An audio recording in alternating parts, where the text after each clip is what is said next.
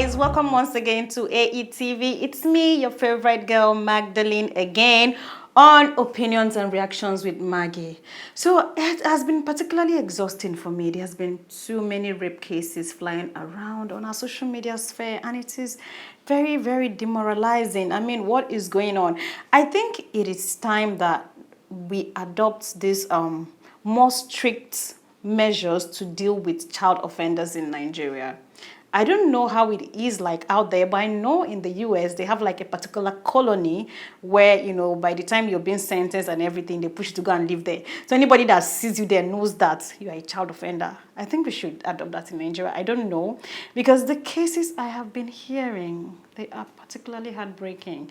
I mean, how does a person abuse or rape a 12-year-old girl and then attempt to bribe the mother with 40,000 naira, 40,000 naira to kill the case, and then they go ahead to manipulate the girl to actually accept that she eloped with the 38-year-old man on purpose, that she was not compelled to do that? How do you begin? How do you begin to process that on this God's green earth? Like, there's so many dreaded things happening. And thankfully, an NGO took up the case and the man is being sued. Thank God he's going to cool his heels in prison, but I think we need stricter measures. Another case of a girl who was raped by 5 men a few years ago. This should be about 5 years ago. Then she's been trying to heal, put her life together, and then one of the rapists shows up from nowhere, of course, keeping his identity anonymous, and he's coming to ask the girl for forgiveness. And he says he would reveal his identity only if the girl agrees to forgive him. And he goes ahead to say that he can see that the girl is now a Christian, she's a born again. So because she is a Christian, she owes him forgiveness. And of course, the whole topic went berserk. People on social media may say, okay, forgive him. You know, you're a Christian, you owe him the forgiveness. People need to heal before they can forgive. The question is, have this girl healed? Does she actually owe him forgiveness? If he knows he's done something that is actually a crime and is morally wrong, why does he think she owes him forgiveness? I mean, I think we should be bringing these questions out there for you, our beautiful audience, to help us answer them. And let's hear what you think about this. I mean, it's opinions and reaction. It's about who said what, when, where, how it was said, and most importantly, what you have to say about it. How about that? I'll be right back.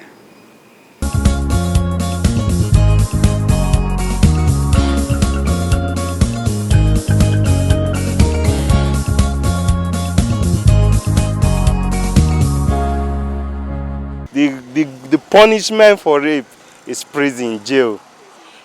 Correct. You know, you correct the person's brain. You correct the person's brain. I think they shouldn't kill them. Because seriously, death and because it's a model thing. Hey, if it happens to my family, I'll have to kill the person myself. I don't need the judgment to interfere. No. I have to kill the person myself. I don't want them to interfere. No. No. So what do you think? For someone to be able to rape a child of 12 years that you gave birth to, that means the person is ready to die. That one should be life imprisonment. I don't think how you'll be so attracted to a 12-year-old child that is not even up to an adult age. That means that person should be life imprisonment. Because when that person comes out being repentant from the prison, definitely you will do something that is more worse than that.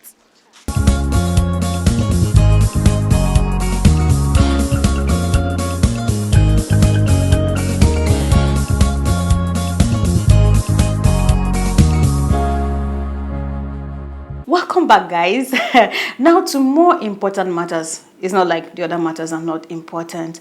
But, you know, since this pandemic thing broke out, thank God the vaccine is out now. But there is something that is really disturbing. Okay, we found out, actually, the Minister for Health, Mr. Osage Inahire, confirmed that there have been a batch of fake COVID-19 vaccine being circulated in the country. Please, for those of you that are coming into the country, be very mindful of what you're going to take. In fact, take your vaccine there. Take it there. By the time you come back, just run your test, run your series of tests, and you know that you're good and go back. I do not understand what is going on. Just be careful. It has actually been confirmed that there are batch of fake vaccines circulating in the country. Please be careful. To more important matters. So the federal government is actually set to rehabilitate the Federal Secretariat with 8.1 billion naira. You heard that right. 8.1 billion naira. They're going to renovate. They are not building a new one. Nigeria, my country. Okay, moving on. Also, they're talking about Igbo presidency. 2023 is around the corner, and of course, preparations are in top gear for the next general elections. And there have been rumors of people saying Igbo presidency, the North have to forgive the East before an Igbo man can emerge the president of this country. And I was just here wondering, are we still at that point of trying to elect a president based on his tribe? And not based on competence, technical know-how, actually the ability to do the job. Are we still at this point in this country? I mean, this is 2021. Okay, guys, still on the political scene, the Deputy Speaker of the House of Reps, Honorable Ahmed Idris, had consciously or unconsciously made a statement that would have been very dangerous if it were in other countries' political scene. I mean, he had said that Nigerians in diaspora had actually no right to interfere in the happenings of Nigeria. This was followed by a petition that was written by Nigerian youth in diaspora following the killings of people in the Northeast, and he had said they could only say something if they were in Nigeria. And following that up, of course, some people took it upon themselves to petition him. Why would he say something like that? A Nigerian is a Nigerian anywhere in the world.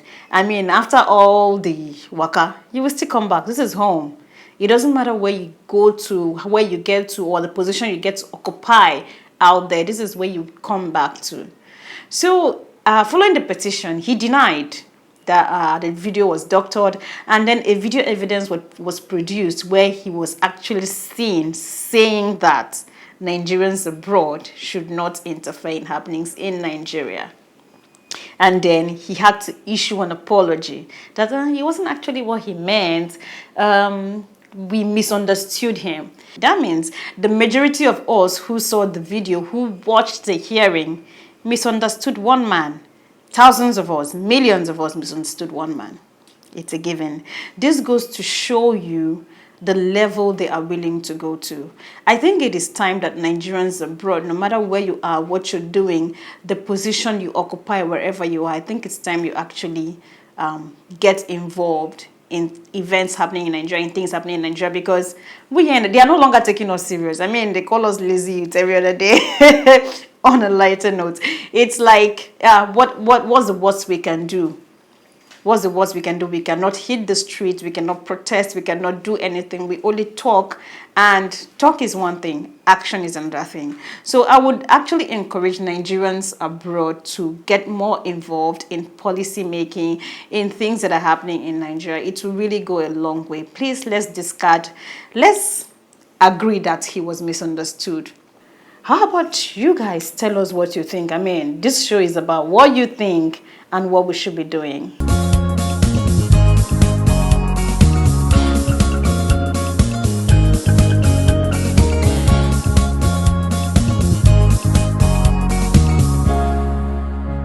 This youth in question, the foundation of Nigeria is bad.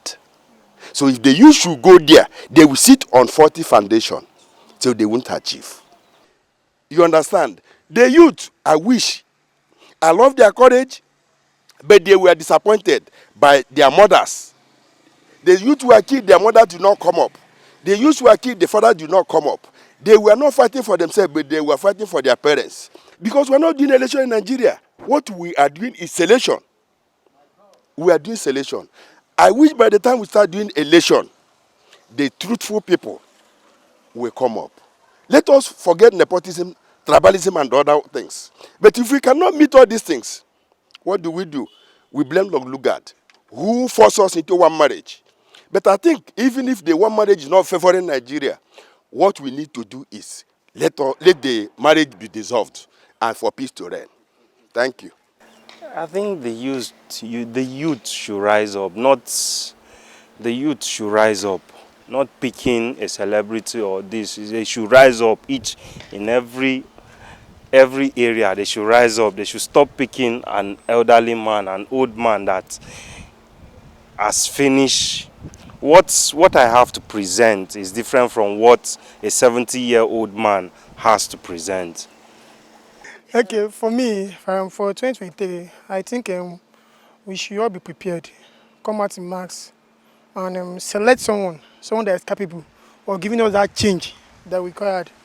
Looking around us, know that we are going backward instead of going forward. So we just have to come out together and fight those old men there because they don't want to leave that post. That is for you. And that is fraud. That is fraud, number one. Because you can't innovate somewhere with 8.1 billion naira. So it's like you rebuilding that place. Maybe they want to do something with that money. We are not up to 200 million in Nigeria. If they share the 8 billion naira, we still go around till reach everybody. So innovating something with 8.1 billion, I think is fraud. I'm just trying to use a means to steal money where there is no money. Because they keep telling us there's no money. They want to steal money where there's no money. So it's just like you giving us something where there's nothing there. So you have to share it around, let it go around to everybody because we're all suffering in Nigeria.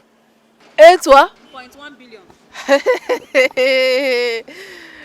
How can they use that kind of money to renovate some place with 8-point-something billion naira? Is it a ward that they want to renovate? I don't understand. That is outrageous money. It's too much. They're not renovating. They just want to embezzle the money. That's what I understand about it. 8.1 billion. The money I never seen for face. So that means we have some snakes that can also swallow the money without letting us know.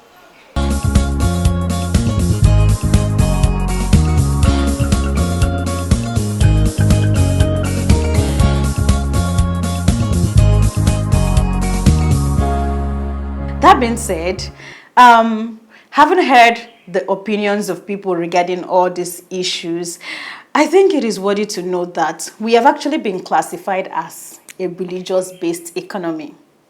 Yeah, it has been said that there are two economies in the world. Yeah, knowledge-based economies like the US, like China, Japan, people who actually leverage on science and technology, to improve their economies. Why Nigeria in particular? We blame everything on the deity above. It's about God. It's not about the corruption we see. It's not about tribalism. It's not about greed. But we are hoping on God to come down and save us. Now, so we go die for you. But anyway, I'm trying to say that I think it is time that we do less of religion and more of the work. It's time, I encourage every young person out there, it's time we actually get up and do the work, put in the work. Leave, nobody owes you anything. We should stop trying to, blackmail ourselves with, the religious blackmail. You rape somebody and you think they owe you forgiveness because they're Christian. Leave that one aside. You should be chilling in jail. That is it, for committing a crime. These are all the intricacies, how bad religion has eaten into our fabrics. And I think it's time we start doing less religion and more work. Actually, more morality, more conscience. Thank you once again. I hope to see you all next time because there's still more exciting news to come. Follow us on our various social media handles. And yes, it's me, your favorite girl, Magdalene, coming to you live from AETV. See you next time on Opinions and Reactions with Maggie. I love you. You know I do.